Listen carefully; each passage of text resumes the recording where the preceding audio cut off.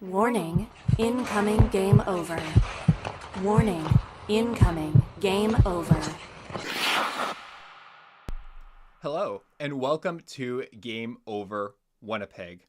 It is, in fact, very game over for the Jets' season opening winning streak. With the streak kind of coming to an end there, we have Game Over Toronto, we have our crossover, and luckily we have someone to come on here with me.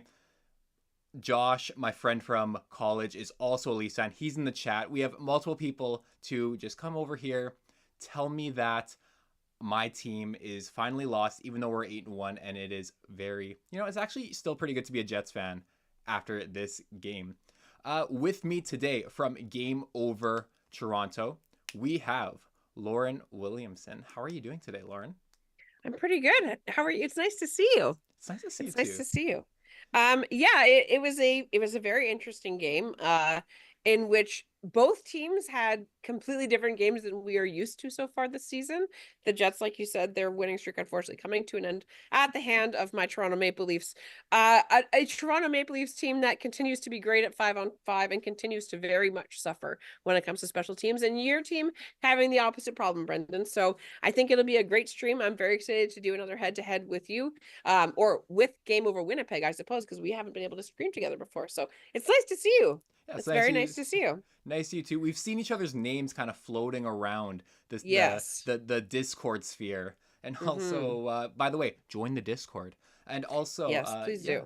Yeah, just kind of been in each other's streams once in a while. Speaking of in each other's streams, Zach Payne in the chat from Game Over Toronto as well. He says the Jets are 0-6 against the Leafs since Shifley said, "Is there anything better than beating the Leafs?" Well, that is one of the stats of all time. Yeah. Hey, buddy. Hey, Zach. Thank you for being here. The moral support from Game Over Toronto in the chat. Yes. Very infamously, that whole game, the Logan Stanley, one of these, Logan Stanley getting the Jets off to an unfortunate start in this game, taking 2 penalties early on and putting, what would normally be a team behind the 8 ball. But luckily for you, the Leafs couldn't get a power play goal to save their life. Yeah. So it worked out for you tonight in that way. But yes, the Leafs now 6-0 after that famous Mark Scheifele quote. It remains to be seen how this would all play out in the playoffs. Maybe if, we can make it, wouldn't it be wonderful if we had a all Canadian Stanley Cup final and we could face each other then? And then that way, that would put an end to, I think, that whole lore, right? But I would assume that at that point, the Leafs are going to succumb to at least one loss at the hand of Mark Scheifele's Winnipeg Jets after that. Yeah, you would think so. And, I think if they did make it to the Stanley Cup final, it'd be very, very nice because we would get to speak to each other, a little bit more. And and also, that just means that our teams are both in the final, and it'd be kind of fantastic. Speaking of Logan Stanley, one thing we like to do here at Game Over Winnipeg is we like to kind of bring in the social medias. We like to see your tweets. If you ever want to tweet at us at Game Over Winnipeg, you have my handle, which is OJetsO on Twitter. And I kind of have a tweet here. I'm going to cover up Lauren for a second. And after that second penalty, Ava, who is kind of famous in Jets land, said, "Logan Stanley, take a hike," in all caps, with a follow-up tweet saying, "Projectile vomiting everywhere. This is foul." And with that, let me tell you about the flagship show of the Game Over Network, which is Hyperdrive Hockey. And it's all things hockey across various leagues in multiple countries. Whatever it is and wherever it is, Max, Daphne, and Kev have you covered for all your hockey news with a steady dose of fun and engagement. You can find Hyperdrive Hockey on the Game Over Network YouTube channel, as well as at the Game Over Network on their website as well. So you just go to your favorite podcast things, and then you want to rate it 5 stars, or whatever your platform uses to rate it. 5 stars, 10 out of 10, thumbs up, whatever works for that app. So kind of getting into this game, this was a little bit of a rough start for the Jets. I believe the shots were kind of crazy after the first period. And we have some tweets coming out here with Vanessa, a Leafs fan, Hockey One, who said, "Who are these Leafs, and can they be at every game?" And I think that a lot of Leaf fans would really appreciate if they started like that each and every game. What did you see in that first period, Lauren? That kind of helped the Leafs get there. Do you want to know something funny? I saw the Leafs that I saw last Monday on Amazon Prime when they kicked the teeth in of the Tampa Bay Lightning. That game was the best 60 minutes that the Leafs had put together in a very long time. They came out of that game with pep. They came out of that game ready to score right from puck drop, which the last couple of games has not been the case. So tonight, again, they came out flying. They came out hungry. Not necessarily in the first 45 seconds. They did ice it 2 times to start. And then there was actually in total 3 whistles in the first 41 seconds. But like you said, the shots definitely favored the Leafs in the first period. They outshot the Winnipeg Jets 18-7 was the final counter before we went into intermission. A vast difference from where the Leafs have been in the last 3 games where they've scored or they've shot less than 6 registered shots on goal in the first period. So the Leafs really showing up, and not only in the shots category, but in the goal category, getting Tavares started off with his first of the night on a really, really, really nice play. That second line, the John Tavares, William Nylander, and Max Pacioretty line, which is newly minted as of this morning and this weekend of practice, outscored the rest of the Leafs team far and away. 4 goals for that line, including one from Morgan Rielly and a John Tavares hat trick. So I'm sure we're going to talk about the teams trading hat tricks later on, but that first line had a couple hiccups right at the beginning, but boy, that second line, you now have a second line that you cannot touch because it's the best that any of those players have looked so far this season, and they came out of the first whistle like shots out of a cannon. It was such a nice change of pace from how the Leafs have played the rest of the week. But going back to a week ago, I don't know if it's they just like playing on the prime despite the dial-up sounds that have happened throughout the game tonight. But the first period, the Leafs came out like 2 bats out of hell. No early penalties for the Leafs again, which was great, and they're able to bury 2 and put themselves in a good position to go into the second period. So I couldn't be happier. What did you see on your end, Brendan? Where did it fall apart for the Jets? Well, I think, going back to the Leafs on Prime, maybe that's just like a brand exclusive thing. Like it's like those Leafs are on this channel, and then when they go to Sportsnet or TSN, then Yep. they're just a different. It's like when like you make a TaylorMade golf club, but then it's just Kirkland at Costco. It's just Yep. they're kind of the same thing, but they're kind of different. And Yep. then Same but different. with the Jets, it really came down to they were in their zone, and there was either a tough first pass or a lack of a first pass. And I think when the Leafs when they kind of entered the neutral zone, the Leafs almost had this like swarming mentality. There were several times where the Jets kind of better puck carriers like a Scheifele or an Ehlers, they would just get swarmed, the puck would turn over, and the Leafs had great counterattack. And one thing I didn't expect from the Leafs, kind of an older team at this point, guys like Tavares, Pacioretty, especially with Pacioretty's injury history, I wasn't expecting the forecheck, and it really pressured the Jets D. Pionk and Sandberg as a pair had a pretty tough night. Logan Stanley played like Logan Stanley, which was a tough night for him. Like just a bunch of guys on the end, the Jets end of the ice who just kind of treated the puck like a grenade. And it wasn't enough to kind of get the puck out. And they did most of their damage on special teams because of that. Just 5-on-5, that pressure wasn't great on the Jets' end. Well, and there's something to be said for the fact that the Jets have gone 8-0 to start the season. Going into this game, I'm not going to lie, I hadn't watched a whole lot of Jets hockey just because it is in a different time zone and I have to get up fairly early for work. But I have been able to catch like some updates and some of like the condensed games into 10 minutes and what have you. And one of the things the Jets have been really good at is getting the puck up the ice the other way. And like you said, the for whatever reason tonight, the Leafs were really able to control the neutral zone. And I think the Jets were a little bit caught off guard by how how effective the Leafs were at getting a stick in the lane, getting a stick on the puck out of midair. That's not something that the Leafs have really been able to do so far this season successfully. There have been lots of attempts. There's been lots of shoving at the blue line, but the other players, for the most part, have been able to get around them. So tonight, like I can't really be happier. I mean, it came pretty close to a tie game or overtime at the end there.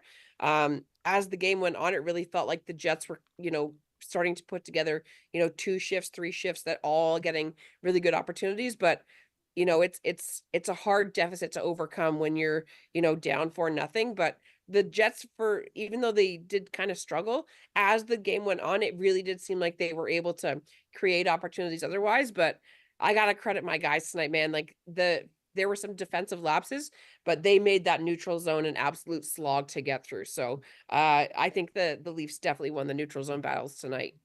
Yeah, for sure. And when it came to kind of the inner slot, especially, the Leafs had a really good job of like turning those forechecks into chaos and then kind of getting it to the middle. You saw that Nylander goal where you have the guy down low. It was Pacioretty. Yep. What a game from that man tonight.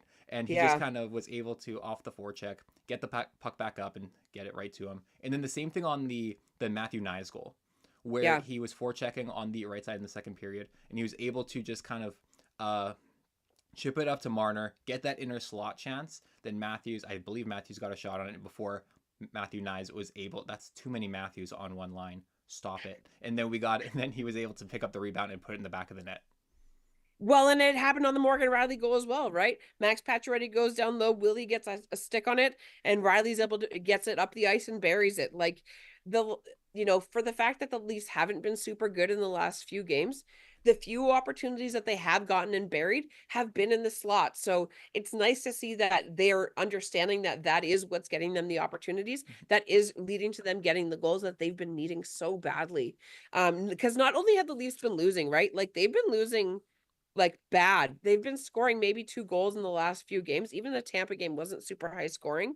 And so, for the Leafs to really take advantage of that ice that Winnipeg was giving up, I mean, I really can't ask for anything better in terms of a bounce back game. Will it still be there on Thursday against the Kraken? I doubt it. But, tonight is tonight and 2 points is 2 points. And the Leafs did a heck of a job getting a person in the slot. Like you said, at least 4 different goals from 4 different people, all in that same area between the faceoff dots and just above the goal crease. It was they had time and space and they took advantage of it tonight. Yeah, and I think just with a lot of those all those goals also kind of came against that Winnipeg Jets first line. And throughout these past few games, it's almost been a little bit of crack in the foundation with that's a line that when they're out there, they might get a goal. They might have some nice plays like Kyle Connor. He's been quite amazing so far this season, a hat trick today. And he's been pretty good at getting the puck to the slot as well. But when they're in their own zone, they're starting to become the goldfish line. The puck moves from one guy to the other guy, and the goldfish, Ted Lasso fans, is the animal with the shortest memory. And then things kind of get out of hand. You see on the Morgan Riley goal where Gabriel Velarde kind of, as soon as William Nylander gets the puck from Max Pacioretty, he turns and tries to get the puck right away from William Nylander right at the start. And then Nylander's able to just kind of pop that puck out. Morgan Riley walks into it and gets the clear, uncontested shot. Yeah. Yeah, it was the Leafs just tonight, it seemed like they were really able to be in the right place at the right time and in a position to not only receive the puck but to put it in the back of the net.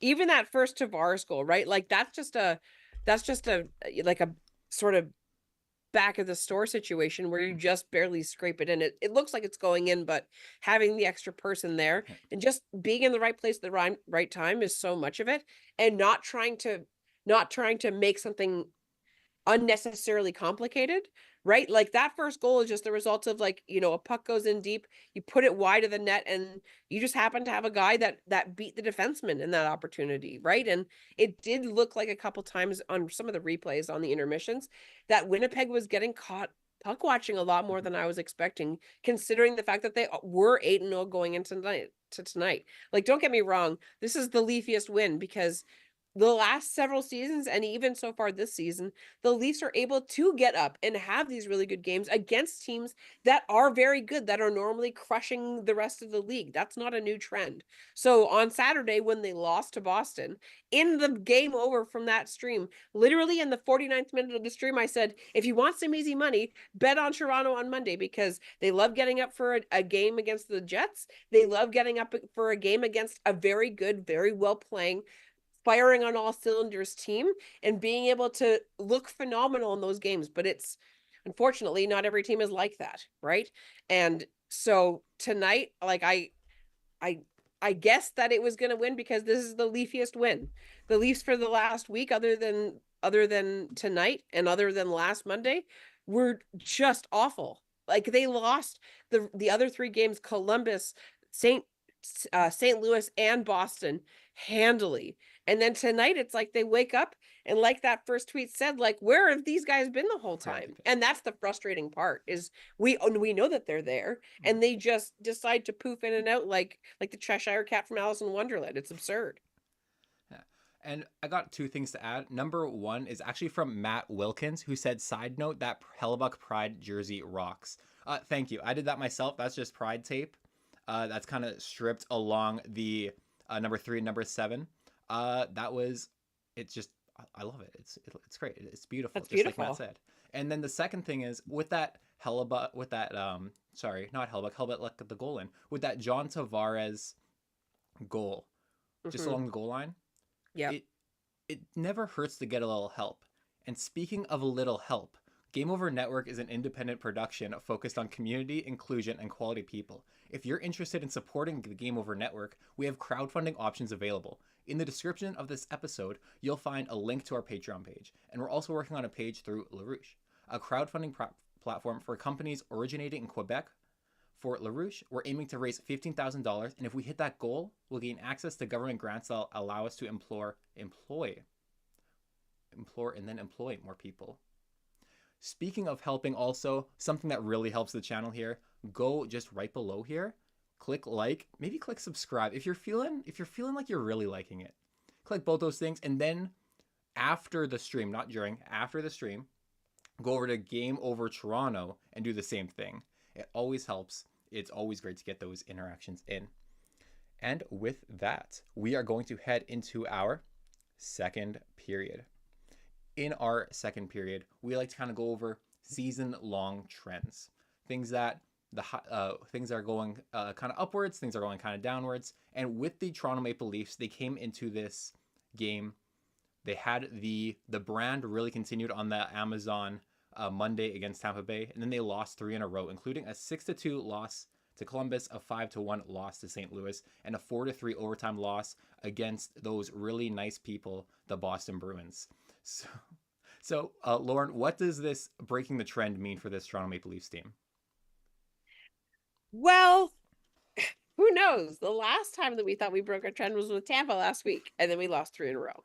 So hopefully it is a sign that the Leafs are able to buy into this Berube style coaching, where they are harder on the puck, where they are forechecking like crazy people, where they are just playing simple hockey, getting somebody to the puck, getting someone in the slot, and getting somebody ready for the rebound, and your defenseman not overly cheating for that offense. The last couple of games where the Leafs have been trailing, they have been doing everything and almost too much to try and bank at least one in, and that the desperation is like, it like seeps from their pores. So going into the Kraken game, which I believe is the next game for the Leafs on Thursday night, at a reasonable time, thank goodness. What I hope to see is the fact that they are recognizing that those plays are able to get them the opportunities that they are able to bury, that the sneaky play or the magic play or the zhuzh play is not necessarily the best play for the team. It is not the best play to get a win, to get 2 points. And Max Pacioretty tonight, he could have tried to do a little bit something extra to get that first goal for John Tavares, but instead you do the smart thing, you put it across and you put it near the net and hope that that your partner has the ability to put it in the back of the net. And unfortunately, the Leafs were able to do that tonight. I do hope that they continue to better their PK. Tonight, they really got their lights shot out. I mean, the Jets have been 43.5% on their power play this year so far, which is just banana cakes. And even after tonight, they, including the delayed, they were 2 for 5. Taking too many penalties has been a trend that the Leafs have done so badly so far this season. And even though Max Domi was not one of the main culprits tonight, which normally he has been, I hope that the trend stops with that, because tonight the Leafs very nearly lost this game. It was very, very, very close until JT got that empty netter. There is a better than 80% chance that if they are actually the Jets are able to get the zone and pull Hellebuck again, that it does go to overtime. And then who knows what happens, right? So I hope that the good things continue of them getting into the slot, and I hope that the bad things stop. With taking 4 or 5 penalties every game is just too much. Tonight, Winnipeg took 2 penalties. Logan Stanley took 2 penalties. Yes, right? And the Leafs were not able to bury on them, which is just par for the course for them right now. But for the rest of the game, you did not see Winnipeg cheating on offense to try and give themselves a leg up, even though the Leafs power play is literally on life support. Okay, it doesn't have any brain activity at this point either. It is literally being kept alive by a machine that says we have to take a 2-minute person advantage. And so, yeah, that's my main concern. Just stop taking so many penalties. Oh my gosh. With the Leafs power play, what are some of the common things that are going wrong with it? Is it entries? Is it puck movement? Is it player movement? What type of things are kind of going wrong that are kind of leading to this drought? Everything you just said. Their entries have not been good so far. Tonight, they actually did finally mix up the power play. The power play for the last 5 games has essentially, the top line has been either OEL or Morgan Riley, with William Nylander, John Tavares, Mitch Marner, and Austin Matthews, which on paper is phenomenal and $50 million, basically. It's a lot of paper. It's a lot of paper. It is a lot of plastic, because now that we're in Canada and we have plastic money, paper and plastic, right? But the entries have been bad. They have been moving themselves as much as they've been moving the puck. Okay. What are the good things that Winnipeg does on their power play that has kept them so good this year? Because whatever they're doing well is the opposite of what the Leafs are doing. From what I saw tonight, the Jets are keeping player movement to a minimum. They are making quick, fast passes from below the goal line up to the top and getting it back on, so that you're making the other team do this. And the Leafs, instead of that, they like to play catch with each other. They like to overpass it. They like to do lots of no-look passes to nowhere. They really like to put a wide puck on net, only for their player to not get to the puck first. It has been everything the Jets power play has been not. So can you educate me on and Mark Savard apparently, on how to turn the Leafs power play into something that it is capable of producing? Because we could use all the help we can get right now. Yeah. With the Jets power play last year, there was quite a few kind of problems going into it. One of these problems was they had such a hard time entering the zone. And something that's really helped with that is when we lost Sean Monahan, they really need to fill that slot in the bumper, and which I believe is the spot that JT plays most of the time. Yes. Yeah. And then so they took him out, and they're like, you know what? What if we just use our 5 best players? And so they throw Nikolai Ehlers on there. And that's something that really drove possession, just because they usually want Kyle Connor to carry the puck for some reason, even though Nikolai Ehlers has proven that he's a better puck carrier by most metrics. But having Nikolai Ehlers on there has kind of given Kyle Connor more space to enter the zone. And once they've entered the zone, last year they did kind of the same thing you were kind of mentioning, where they would just be playing catch. Kyle Connor was not great on the power play last year when he came back from injury. For some reason, he couldn't quite get the one-timer off, whether that just wasn't available. But he seemed to do a lot more catching than he was shooting. That shooting mentality is kind of back. And then with that as well, they are kind of moving around. One of his goals, the first one, was it the first or first one? He was not in his regular one-timer spot. He was moving around. You see lots more player movement. It's not much as Gabriel Velarde sitting on the goal line. Mark Scheifele needs to be sitting in the kind of playmaking spot along the half wall. Josh Morrissey usually stays where he is, but that's for very good reason.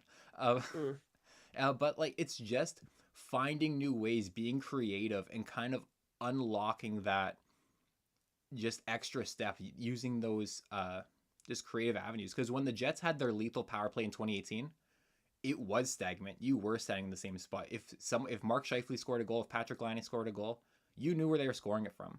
But with kind of not having that Dustin Byfuglien shot, not having that Patrick Laine shot, it's become more of a we need to figure out creative ways to score goals. And just having that variety and talent and those variety of tools with the speed, the shot of Kyle Connor, the hands around the net of Gabriel Velarde has been such a mix that is just kind of is clicking this year.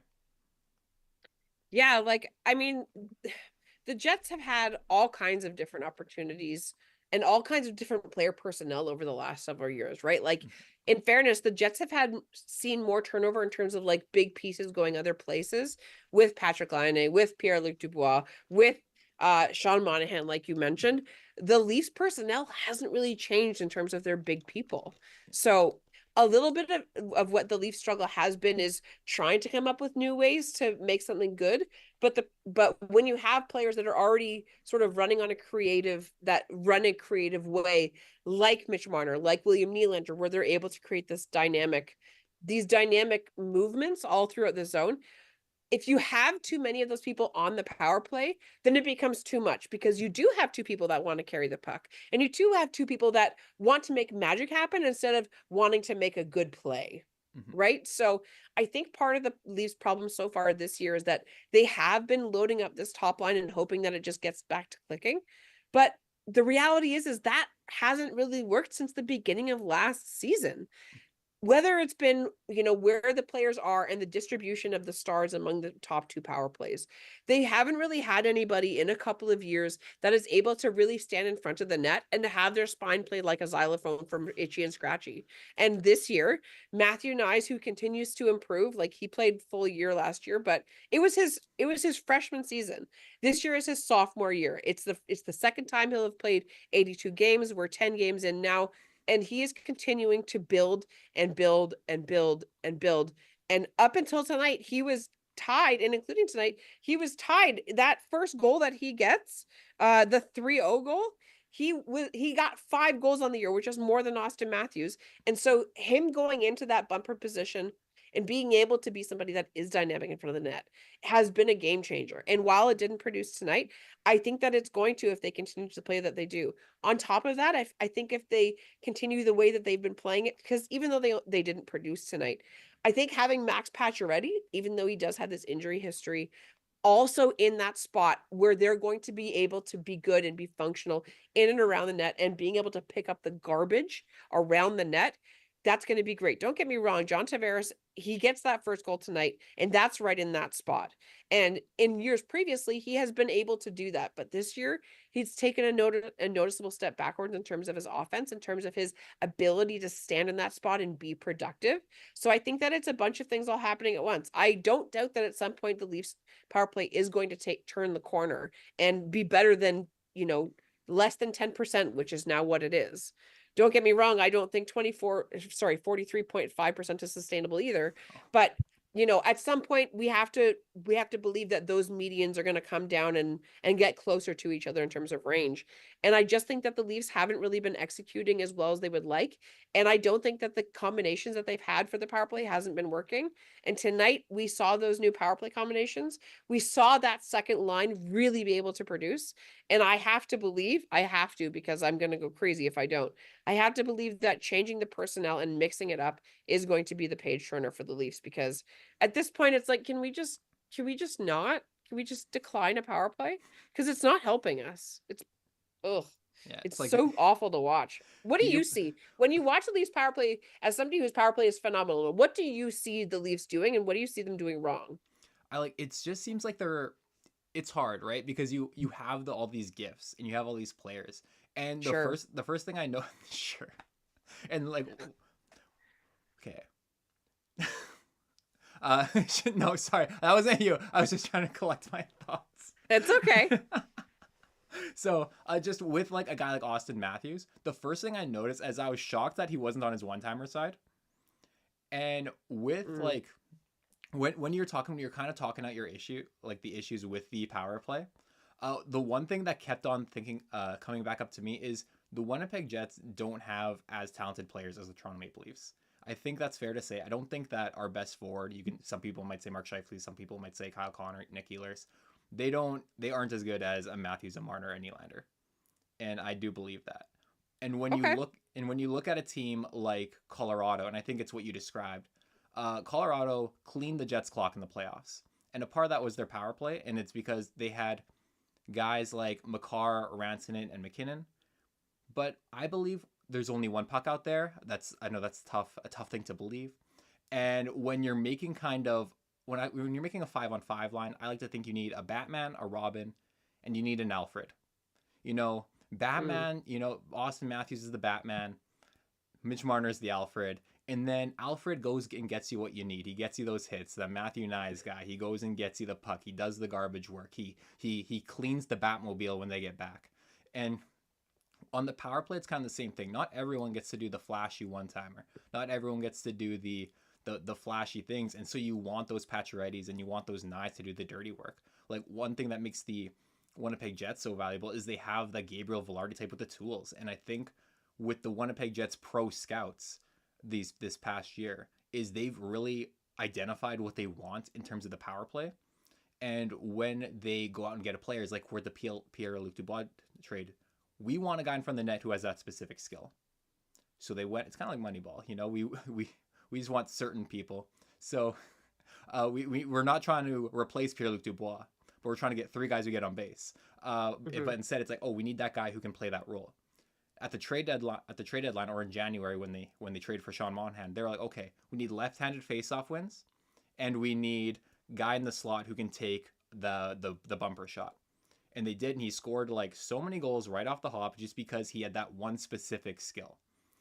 And I think with the Leafs, like especially when you're looking at the way they're kind of filling holes, and they get guys like who is it? It's Max Pacioretty. The guys they've gotten the 1-year deals, like when they with the philosophy, I don't see this as much with Brad Treliving, but when they used to go out and get Joe Thornton, Spezza, Wayne Simmons, are we getting them because they have the tools that kind of complement our other pieces, or are we getting them because their names are Jason Spezza, Joe Thornton, and Wayne Simmons? And I think Max Pacioretty's kind of a flip in that direction, and he's like he showed you tonight. He's good on the forecheck. He's kind of fulfilling that Alfred role at 5-on-5, and hopefully that can continue on with the power play.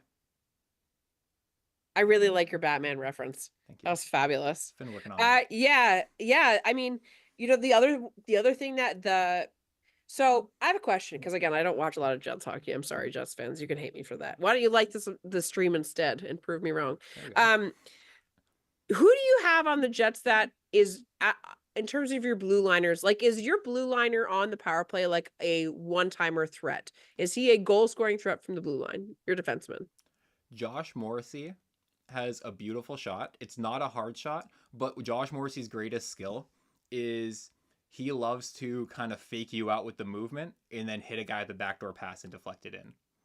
Right. And I believe that from my Toronto Maple Leafs knowledge, Morgan Riley might be allergic to shooting. Well, he's not allergic to it. Okay. Like tonight he gets a goal. The other night he got a goal. But that's when he's playing as a forward, not as a defenseman. Yeah. In terms of like, I know not every team has one of these, but do you remember what it was like for your team to play against the Montreal Canadiens when they had Shea Weber on their power play? Mm-hmm. Like, you didn't want your players to block a shot because they were going to come away with a broken bone. It's like Dustin Bufflin. Right. Yeah. Yes. Perfect example. Right. And the Leafs have not had somebody that has been a scoring threat from the blue line in any kind of actual powerful way in a very long time. Now, OEL has come in, and while he's not always on target, he is a little bit of that scoring threat. Morgan Riley is good, but he's more likely to take a wrist shot than a slap shot. Morgan Riley takes lots of shots from the point, but they're almost always very wide. Mm-hmm. And they almost always hit the end board and then scoot out and end up going the other way. So that is another thing. Like, I will admit the Austin Matthews this year has not been in his normal one-timer position. And the few times he has been in it, he's gotten close. He's hit lots of posts. At least like I'm gonna say probably 8 to 10 posts at this point on the power play. And it's just not going in for him. And it would just be nice to have a Mark Scheifele on the other side that is willing to get one of those in. Now, the couple goals that the Leafs have gotten on the power play for the most part have been like a dirty rebound. So even the tried and true one-timer that Matthews is capable of producing hasn't been working so far. So I think it's a combination of a bunch of that, and I think it's just they're overthinking it. I think that's really what it is at this point. Is they're just every time that the whistle goes their way and that they get a power play, I think that they just choke up on their sticks too much and overthink it and think, oh no, this is the thing that we still suck at. So I think that it's a little bit of the yips, and I just think it's a little bit of personnel reshuffling and having two people that really want the puck and are very good at it when they have it. But Mitch Marner and William Nylander, for all of their wonderful things, and they do a lot of very wonderful things for my team, and I cannot complain about that. They're also the players that are most likely to turn it over because they tried to do too much. And that's kind of shot the Leafs power play as well, because on the few times that we do get a really good entry and we do get sustained zone pressure, the goals that we've been able to get have been because we create a lot of chaos in front of the net, and we take advantage of the opportunity in front of the net when the puck is just sitting there. We haven't had a lot of like tic-tac-toe, boom, boom to Kyle Connor goals, to Mark Scheifele goals, where you know where it's going to go and there's nothing you can do about it. Yeah, for sure.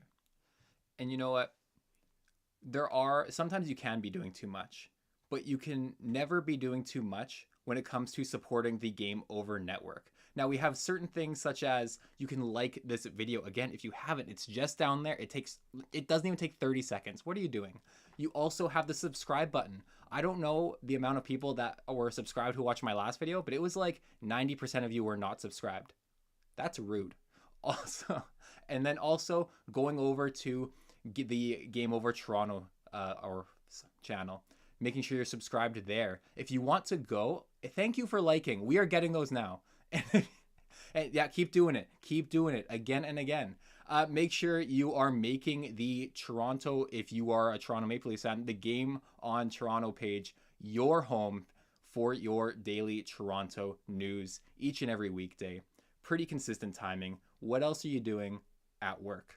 So we're going to kind of get into our period 3 here, where we kind of talk about whatever we want to talk about. And going into this, someone got a big boy contract today. Someone was very good, and they were able to kind of earn themselves a little moolah until they are 36 years old. And his name is Jake McCabe. Now we got Corey Landsberg here, who said when Jake McCabe arrived, he was probably not a top 4 guy, but he turned into one. Anytime you can get a top 4 guy than less than $5 million, you sign off on that every day. Solid deal for him and the team. Hashtag Leafs Forever. Hashtag Game Over Toronto. So with the Toronto Maple Leafs signing Jake McCabe, is this a great signing? Is this a good signing? How do we feel about it, Lauren? I feel good about it. I'm not going to lie. Don't get me wrong. At the end of all of these contracts, all these people are going to be older than I am right now, which is not what you want, because I am older than I look. The reality is that Jake McCabe, when he got traded to the Leafs, there was actually a large percentage of us that thought that he would fly the coop as quickly as possible as soon as he got to Toronto, because even though he played in a big market like Chicago, it is different in Canada. You know that. I know that. And so not everybody wants to play here, right? We brought Ryan O'Reilly, somebody that in other places has played very well, and we brought him home. And we thought so much that he was going to stay here forever. And at the first opportunity, he ran to Nashville, and that's fine. The reality is that Jake McCabe have different things on the line when he was traded and signed with the Leafs now. When he traded in the pregame interview today, he was asked about this contract, and one of the things that he said was the first month that he played in Toronto, his wife and kids were not here. But as he came to appreciate the good things that the city does have to offer, not the traffic, he was inclined to say, and the more time that he spent, the more that he's loved it. And he's really excited to have some safety and security for the next 5 years. And we are happy to have you. We are happy to have him and you, obviously. So make sure you hit like and subscribe. But yes, the contract being signed today, the cap hit, which is $4.51 million for 5 years, which I think the actual salary is 4.72. But there is some deferred money in that contract. He was not, we did not think that he was going to be a permanent top 4 staple, but in the playoffs last year, he played with a lot of gut. He played with a lot of heart. He still every now and then makes a defensive gaffe, but for the most part, even though he's not the biggest player on the Leafs back end, he has come in. He has played with care. He has played with smart, simple hockey right from the beginning. And he really elevated his game in the playoffs. He's a little bit feisty when we need him to be, but he also doesn't create a lot of crap and create a lot of power play opportunities going the other way, like some of our other defensemen do. Don't get me wrong, I love Simone Benoit. He's somebody that came into the Leaf system very recently. He was actually released from the Ducks. They did not want to sign him. We brought him in on a PTO. I was at his first game in a Leafs uniform. He took 3 penalties in the preseason. I was not sure that he was going to be a Leaf long term. But again, there was just something about a nice defenseman that lays a nice big hit, that is able to clear the puck a little bit more consistently than other players that we have had in the past. Looking at you, Travis Dermott, that just makes Leaf fans just breathe a little bit lighter. So I'm glad that he's going to be around for another 5 years. Obviously, it's a little bit long, but it's pretty cheap considering he probably would have gotten 5 and a bit on the open market, considering how many defensemen are out right now. So I couldn't be happier with it. Again, I think it's a little bit long, but we'll deal with that when he's bad. So let's go, Jake McCabe for life, buddy. Yeah, for sure. And I'm just going to catch up on some comments here. We got Go Local Sports Team. This is me kind of catering to my own ego. What a segue. Thank you. Luke Venables, I just hit the like button on a Winnipeg Jets fan stream and I feel dirty. Well, you should feel great because you got 2 points today and the Jets lost their first game. Matt Wilkins is saying that the McCabe contract is a sweet deal. And he says the cap hit is more than reasonable. If he struggles, it's an easy number to work on with a trade call. And with that, man, one thing I do want to say is it's super fun to have players on like these long deals. It might be a little stressful, like, oh, at the end of it, he's going to be bad. Like the Leafs recently signed, I think they signed Tanev till he was 40, brother of Winnipeg Jets legend Brandon Tanev. And then they signed Riley till he's 36. I'm sure Tavares is getting a nice little contract at the end of this at a discounted rate, but it might be for a few years. And then Jacob McCabe till he's 36. And it's kind of like what the Winnipeg Jets are doing with these two gentlemen, Connor Hellebuck and Mark Scheifele, where you're thinking like, okay, they're signed till they're 38. That's $17 million tied up in those two players. We're just like on a roller coaster right now because like if you take on bad contracts, if you take on like one thing we're always trying to solve the second line center problem here in Winnipeg, the Nazem Kadri contract is long, but it would be very fun. So it's just those kind of things where we're like, once you have a few of those, just keep taking them on because nothing matters anymore, baby. Let's keep on getting these things, getting these vets. We just if everything matters, nothing matters, and if nothing matters, everything matters. So let's just go for it while we have the strong side, best goalie in the world, the best center. And if you are thinking, okay, we only have the Matthews in his prime for this long, let's go. Like we're on the kind of who cares in 5 years, trade all the draft. I'm very pro trading draft picks. I think if you're talking about your prospects, you're probably not winning. You're probably not winning any games. So with that, kind of locking up Jake McCabe, I think Brad Treliving has really built up this decor for the Toronto Maple Leafs, and he's kind of made it a lot meaner than you would think. Like going back to the Kyle Dubas days, you would kind of have Riley, you might have TJ Brody, who's not the meanest guy. Back in his prime, you had Jake Muzzin, but then you'd have guys like the formerly mentioned Travis Dermott. Yep. You would have guys Rasmus Sandin, Timothy Liljegren. Yeah, lots of smaller skilled defensemen. Yeah, and what you find is you might not be clearing the front of the net. There might be goals where you find kind of frustrating in terms of why can't we just have a big guy go cross-check, especially when you get to the playoffs and you have a guy like Winnipeg Jet legend Ben Sherratt who cares more about breaking his stick than your spine.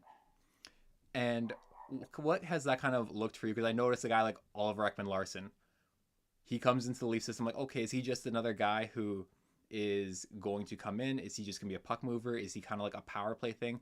But then I see him every game. He's throwing like little shady things. And I'm just like, oh, man, he looks like a Winnipeg Jet already. But that's not what we're talking about right now. How is this new kind of blue line look for the Toronto Maple Leafs? How does it change who they are?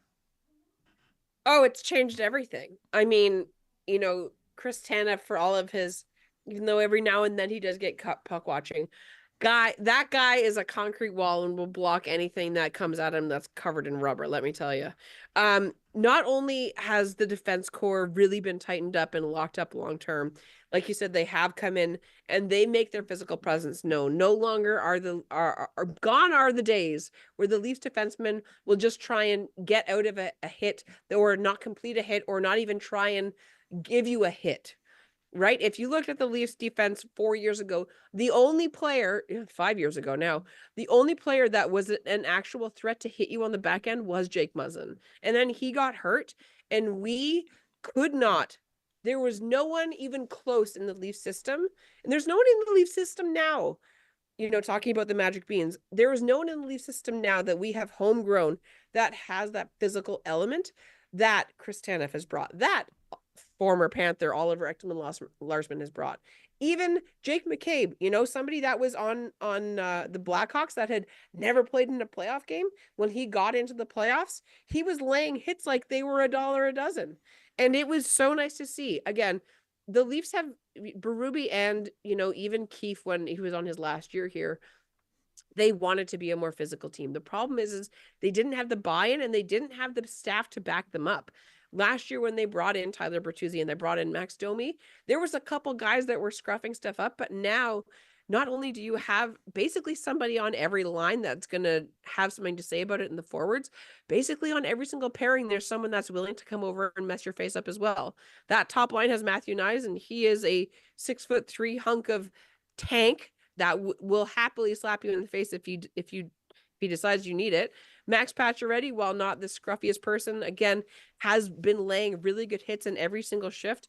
Pontus Holmberg, while he has these other defensive gaffes that happen and doesn't exactly produce offense, he is going to go in there and finish every check. And then on the fourth line, you have David Camps, Ryan Reeves, you have Steven Lorentz. We have people up and down the lineup that are now willing to go into the corners and not just push you against the boards, but make you regret going into them.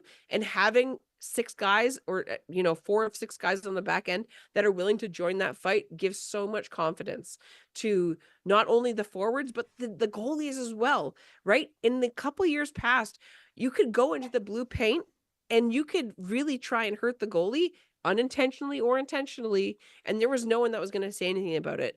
And now if you try and do that, even though Wayne Simmons isn't on the team anymore, there is somebody that every single time you try and do it, one of our defensemen is going to say something and you're going to hear about it. So it's been a nice change of culture in that way, and it is rubbing off on the rest of the team. Now, Mitch Marner is never going to go over and punch someone in the face like Brad Marchand, but we don't need that from everybody either. You just want to know that at least one of your defensemen, or at least both of your defensemen, are willing to stick up for your goalie that's sitting in the blue paint at the end. So it's been a really nice change. Again, there's still things that need to be improved on the defense. There's been a lot of times where they're getting caught puck watching, but it's October. Anybody can win in October. Yeah, for sure. The Leafs did it a few times. And with the and while we are gonna start transitioning to our overtime period, so you guys in the chat, this is your time. Any unrelated questions, anything to go on that you have for me or Lauren, please ask us. We would love to answer them. Also, like and subscribe. Again, I'm going to keep saying it. And hit the notification bell so you know when we're live. Yeah, let's do it. That's another thing you can do. A third option even. And as we kind of go into the overtime period, I'm just going to ask a couple questions so we can get some period in. Some questions in. So, you guys have Anthony Solars. Yes. Before the Jets came back, I was a Philadelphia Flyers fan, and I was continued to be a Flyers fan for many years. Okay. Is he still known as Stoli the goalie? Oh, we've started. I didn't know that was his name before, but that is what we're calling him. Yes. Okay, perfect. Also, now on that, I'm going to ride your coattails there for a second. You have the Connor Hellebuck jersey. I had him on my fantasy team last year. And up until we've had Anthony Stolarz, do you know what I would have given to have your goalie on my team? I was a little bit heartbroken when he didn't go to free agency. I'm not going to lie. But as a team that in the last, I'm going to say decade and a half, has not had any kind of consistent, reliable goaltending that I didn't have to worry about. Wow, this is nice. Dude, like, my favorite thing that ever happened is that the Vegas Golden Knights gaslit an entire league into thinking you don't need a goalie to win a Stanley Cup. And so no one traded for Connor Hellebuck. No one was like, we are not anting up anything. And Yeah. that gave him back to us for 7 more years. And that is just, thank you. Like, if we're going to ever thank the Vegas Golden Knights for anything, they beat the Jets in the playoffs that year. That's what I'm thankful to the Vegas Golden Knights for. And I didn't think I'd be saying that on my 4th Game Over stream. And before we get into overtime, what better way to support something you love than by rocking it as clothing? I'm going to cover Lauren's face rudely. And so here's our QR code.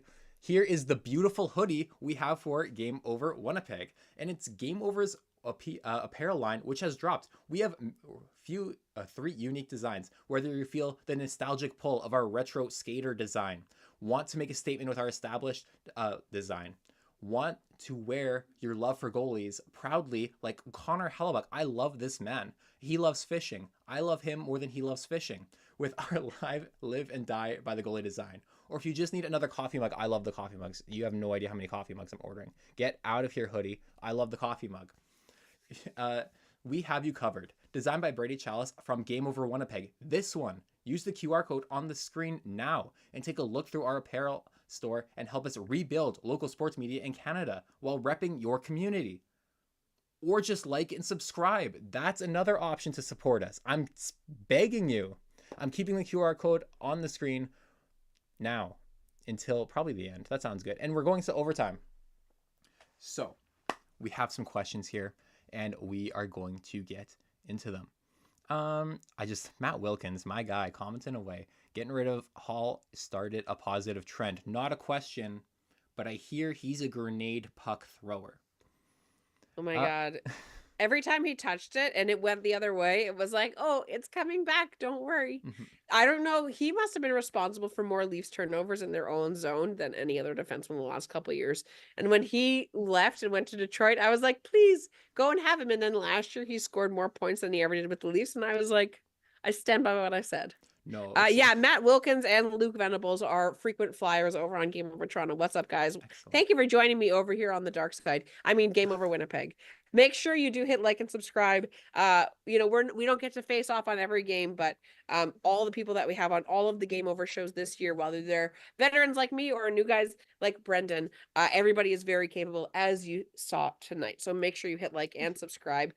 Even if you are not a Winnipeg Jets fan, they still need the love, guys. And make sure you check out our merch. I ordered like 3 pieces of merch and I'm waiting for them to come in, and I'm very excited for them. Sure. Then we have, how do we say this? Rodolfo Claren? Rodolfo Claren. That sounds right. Connor is a great player. I guess there were too many mistakes in his defense. Well, this time it was my team. It was my team's time, and we defeated the Jets. Greetings from Chile. Oh, Chile, nice. Thanks, Chile. And chin up. Jets win the next one. I don't know. Apparently, we've lost 7 in a row since the infamous "there's nothing better than beating Toronto."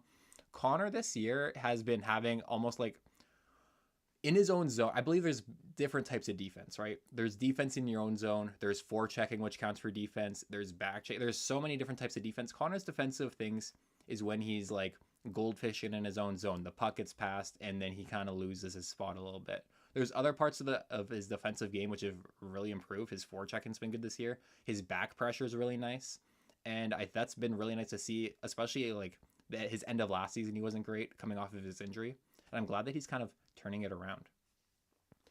Go Local Sports Team says, how many Jets jerseys do I have? And Lauren, how many Leafs jerseys do you have?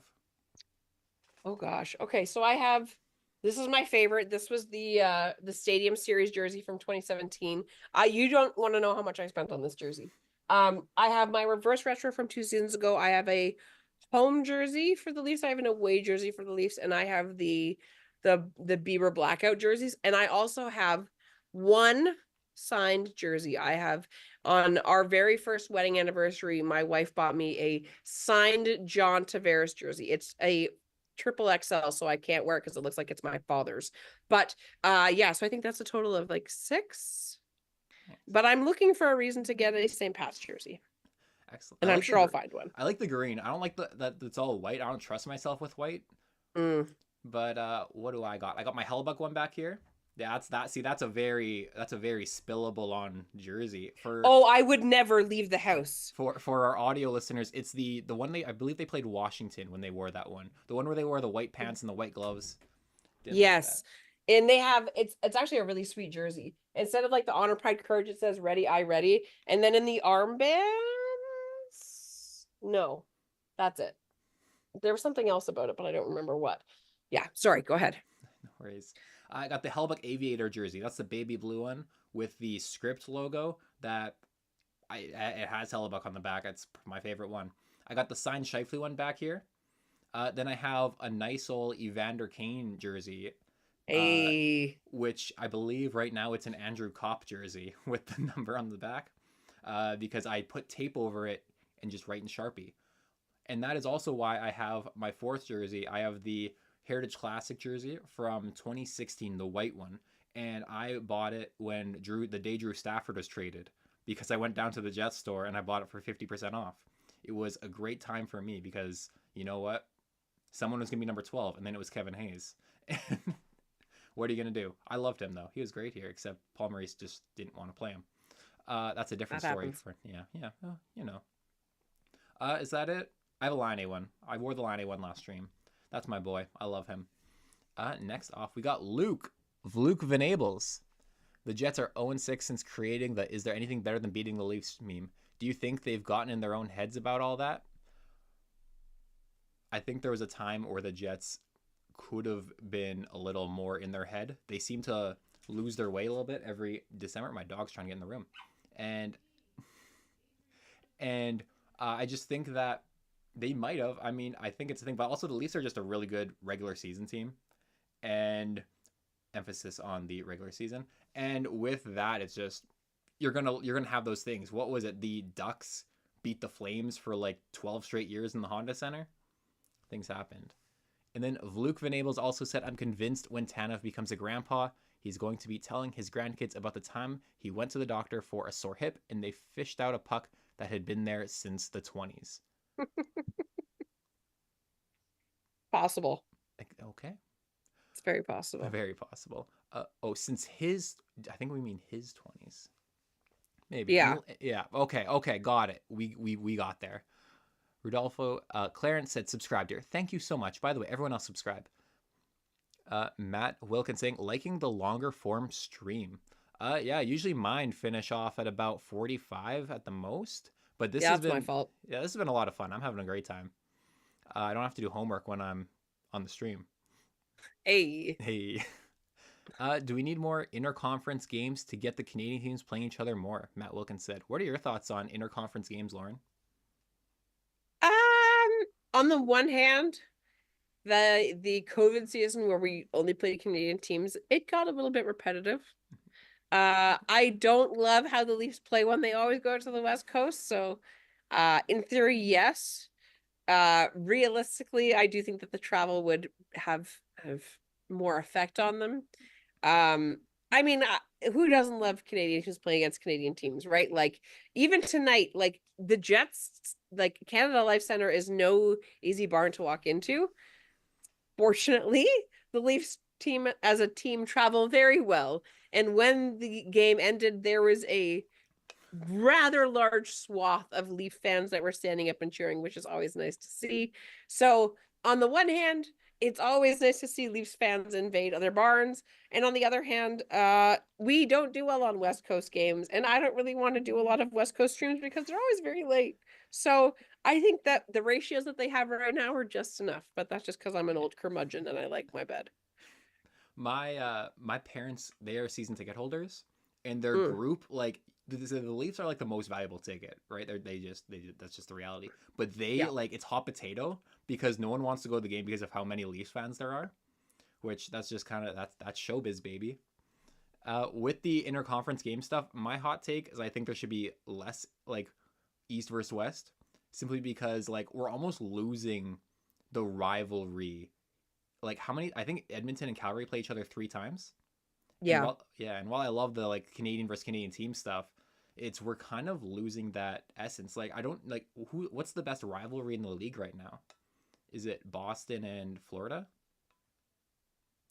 Maybe. I think it's Leafs versus the fans of other teams. Oh, that's Um, that's a good one. but yeah, but I don't know. I think I think Vegas and Edmonton don't have a whole lot of love for each other. Yeah, or I Kings and think Edmonton. that yeah, Mhm. yeah, basically a West Coast team in Edmonton. Um, I think that I want the Kraken and the Canucks to be a bigger rival because it's the giant squid versus the orca, right? Like that's pretty sweet. Um, the biggest rivalry, I don't know if I don't know if they're as pronounced as they used to be. I know that the Battle of Alberta is always very good, especially when both teams are good. The Battle of Ontario, like when I was growing up, like my most hated team when I was growing up was not the Bruins. It was the it was the Sens. I couldn't stand Danny Heatley and Daniel Alfredson. Oh my God, those two haunted my dreams. But like a lot of those rivalries just don't exist the same way that they do. I don't know if that is, I mean, it might be because, when you have fewer teams to play, it does get diluted, right? There are more people to hate and it's kind of spread out everywhere. Um, I would say, yeah, just for kicks, I would say Vegas Edmonton is still very bad. I don't think the Battle of Alberta has been the same since Kachuk left No. and Goudreau left the Flames. Like I just don't think it's been the same since those guys left. There doesn't seem to be as much like hate just visible on the ice. What Yeah. do you think? I think it's just like when you lose that identity, because that's such like an Mm, identity change. Like hmm it's almost like the main characters are gone. It's like I almost made a Star Wars reference. I don't know where I was going there, but like we don't care about Luke versus General Smoke in the eighth Star Wars movie, but we who cares about that movie anyway? But like what we do care about is like episode 4 to 6, because we see that ongoing. It's the same characters. So we have an ongoing conflict. It grows, and then once we that kind of gets taken away from you, one side leaves. Goudreau, rest in peace, Johnny Goudreau, and Matthew Tkachuk. Once they kind of leave and the whole identity of the team changes, it's just kind of gone like that. Like nothing extinguishes the flame faster than that. That's a pro move. Anyway, Luke Venables, they make a green St. Pat's jersey, and I will buy it right away. My favorite color is orange. I buy a lot of orange jerseys. I have a Taylor Hall Edmonton one the day he got traded, Wow. because it's orange. And then I have some Flyers jerseys as well because it's my favorite color. And I think we touched on that as well. Yeah, the Flyers have a sneaky good. Like I used to not like the Flyers growing up because you grew up like I grew up in Niagara, Ontario. So if you look on a map, it's right between Lake Ontario. I grew right in between those two lakes in Buffalo and Toronto. That's where I grew up. And so growing up, there was Sabres fans, there was Leaf fans, there were Sens fans, there was Hab fans. And there was a couple of Flyers fans. There were some Pittsburgh Penguins fans as well. So I grew up like a lot around a decent amount of Flyers fans. And the more time goes on, the more I actually really like the Flyers as a jersey. My second team is a West Coast team. It's the Seattle Kraken.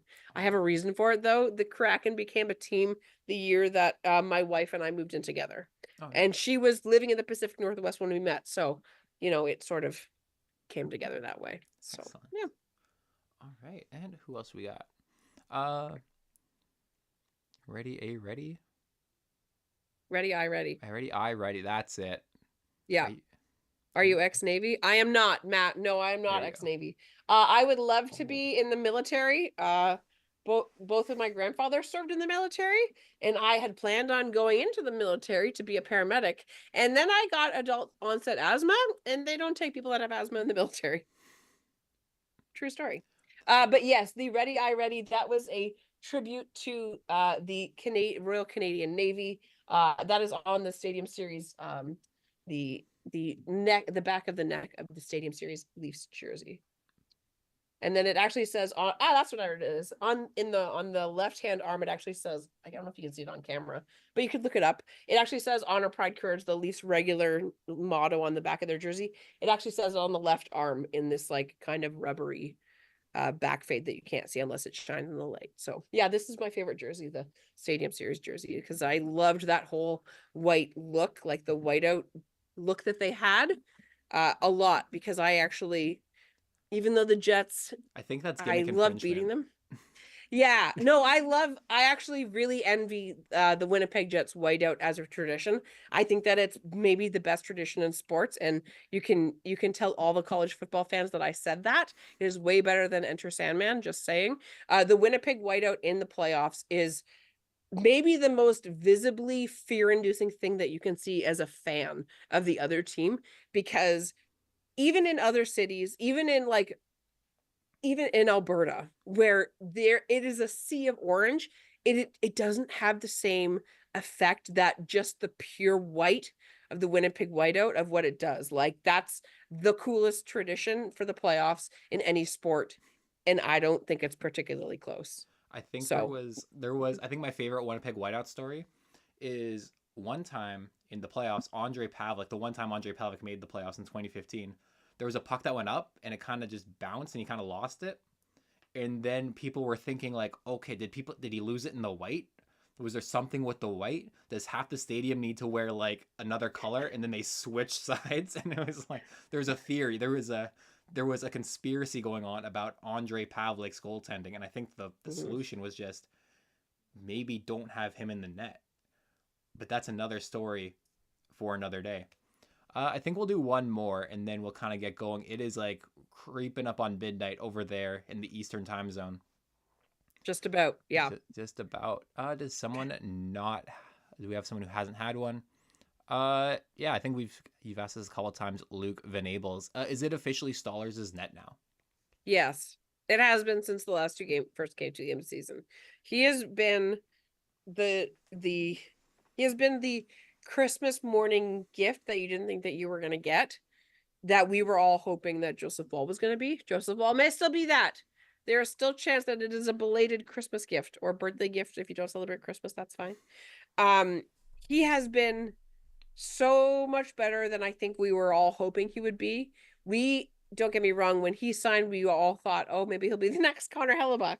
But it was more in a joking sense. There wasn't any real seriousness to it. Yeah, big. But the Leafs have had lots of big goalies that are big for nothing. Looking at you, Freddie Anderson, who is now injured, right? Like, we have had a laundry list of big goalies. Matt Murray, big goalie, didn't play well.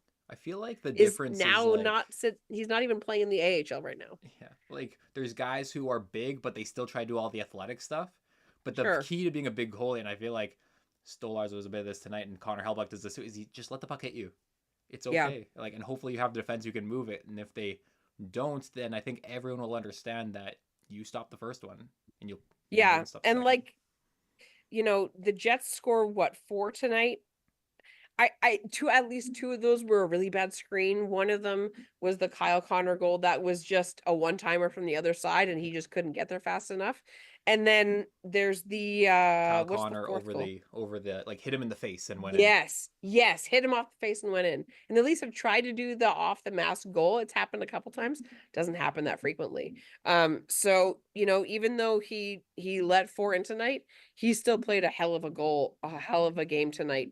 And I think if it's another one of our goalies, I think we probably lose that game, if I'm being totally honest. Just saying. So yes, I think that it is Stolarz' net to lose. I think that if Joseph Woll wants it, he's going to have to work his little tail off to get it, because right now Stolarz is playing the best goaltending that I have seen in a Leafs jersey in recent memory. Excellent. So yeah, it's been great. And with that, I think we'll wrap up here. Lauren, where can the fine people of the chat find you? So you are welcome to find me over on the Game Over Toronto channel. Make sure you hit like and subscribe. You can follow me on Twitter at Lauren in the Six. I will be streaming on Thursday night against the Kraken, and then I will not be streaming until next week because I will be on vacation, actually down in Chicago. How about you, Brendan? Where can everybody find you? Everyone can find me at Game Over Winnipeg. Like and subscribe, and also at my Twitter account called OJetsO, and then my Instagram account Labarre15. Follow us to see when we are live, or just click the notification bell below you. It's a little easier. While you're there, the like button's beside it. And with that, I think we're gonna get out of here. We're gonna let Lauren go to sleep. She did say that she has to get up early in the morning to work. So with that, see y'all later. Have a great night, and go Jets go. Go Leafs go.